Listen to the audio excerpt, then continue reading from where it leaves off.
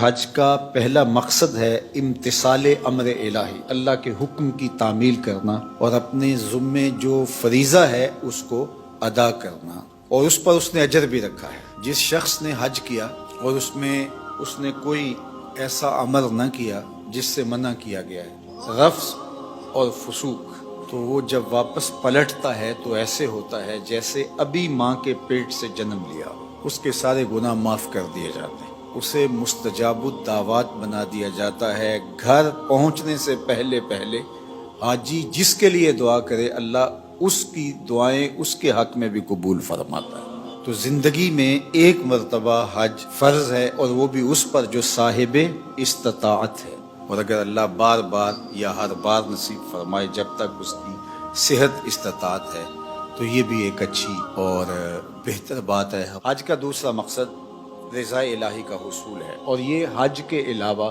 ہر نیک عمل کا مقصد ہے۔ جو بھی ہم عمل کرتے ہیں اس کا مقصد اللہ کی رضا جوئی ہے۔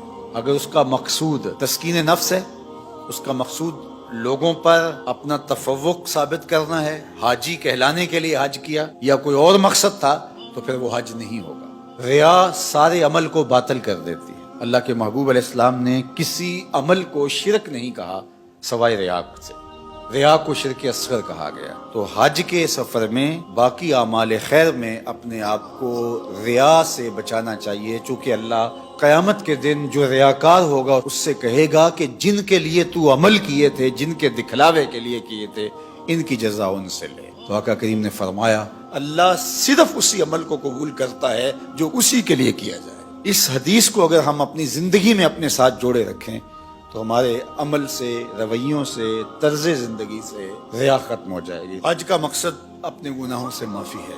اللہ کے حضور حاجی اپنے جرم لے کے جاتا ہے۔ حضرت شیخ شبلی فرماتے ہیں حج مجموعہ ہے، ہا اور جیم۔ فرماتے ہیں ہا کا مطلب ہے حلم اور جیم کا مطلب ہے جرم۔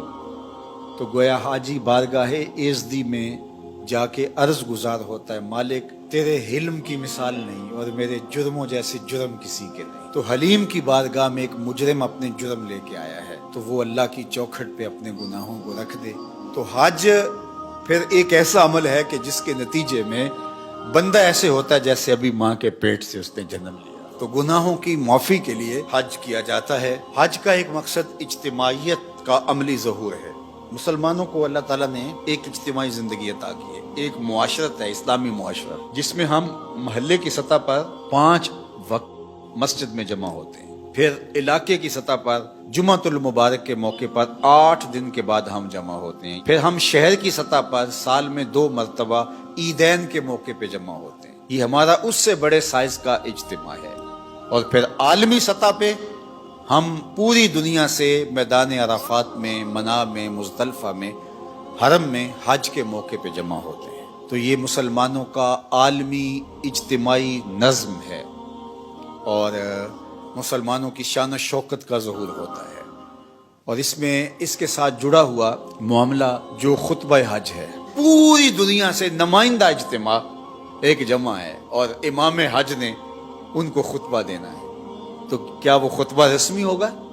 مسلمانوں کا 200 ممالک سے نمائندہ اجتماع یہاں سامنے ہے، اور امام حج کی ذمہ داری یہ ہے کہ وہ رسمی کاغذ سے لفظ پڑھ کے چلا جائے گا؟ نہیں، امام حج کی ذمہ داریوں میں شامل ہے کہ وہ پورے سال کا لاحہ عمل امت مسلمہ کو دے۔ یہ ہے حج کا مقصد، تاکہ امت ایک ہوم ورک لے کے جائے۔ حکمران بھی وہاں موجود ہیں، عوام بھی وہاں موجود ہیں، علماء بھی موجود ہیں، سرمایہ دار بھی موجود ہیں، مخیر بھی ہیں، غریب بھی ہیں، مجاہدین بھی ہیں، سب وہاں موجود ہوں گے۔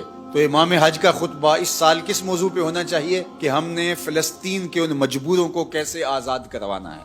اس میں حکمرانوں کی ذمہ داری کیا ہے، علماء کی ذمہ داری کیا ہے، امراء اور مخیر حضرات کی ذمہ داری کیا ہے، مجاہدین کس طرح کام کریں، اس کو ایک مربوط لاحہ عمل تیار کر کے لوگوں کے سامنے رکھنا ہوگا، ایک ہوم ورک دینا ہوگا۔ اس وقت الحاد کا فتنہ ہے اور جو فتنے امت کو درپیش ہیں، اس وقت ہم باہمی افتراق کے اندر مبتلا ہیں، انتشار میں مبتلا ہیں، تو ایک مربوط لاحہ عمل دیا جائے جس میں بتایا جائے کہ ہم نے पूरा साल ये नुमाइंदे पूरी दुनिया से जो आए हैं ये जाके इस बात पे काम करेंगे, इस मौजू पे जाके वर्क करेंगे, तो ये लाहा अमल होगा। हज के मकासद में से एक हज का मकसद मसावात का अमली ज़हूर है।